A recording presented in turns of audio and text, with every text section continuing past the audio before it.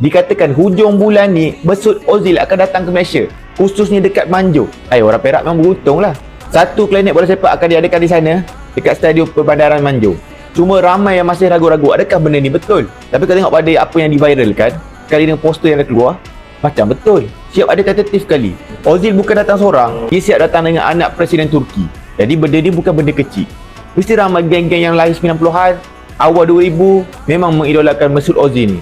Masa dia main kat Madrid, main dengan Jerman. Lepas ni generasi kita akan jadi lebih padu lah. Dah belajar daripada yang power. Tapi kat mana pun training mesti kena kuat, lebih daripada apa yang sepatutnya. Korang boleh ikut je training dengan kelab akademi korang, ataupun nak training sendiri pun boleh. Tapi kalau kau nak kuatkan kau punya body, contoh otot ke, boleh guna resistance band yang macam ni. Ada dekat bawah ni saya letak. Dia bukan sekadar dalam bola sepak je. Sebarang sukan yang gunakan otot, tangan ke kaki ke. Sebab benda ni boleh kuatkan otot, mempercepatkan gerakan dan meningkatkan flexibility. Ada banyak level daripada level 1 sampai level 5. Yang biasa orang pakai warna kuning yang medium. Tapi kalau nak pakai semua level, ada juga kat bawah ni saya letak. Betul kalau Ozil nak datang ke Malaysia ni? Siapa yang boleh confirmkan? Cuba komen sikit.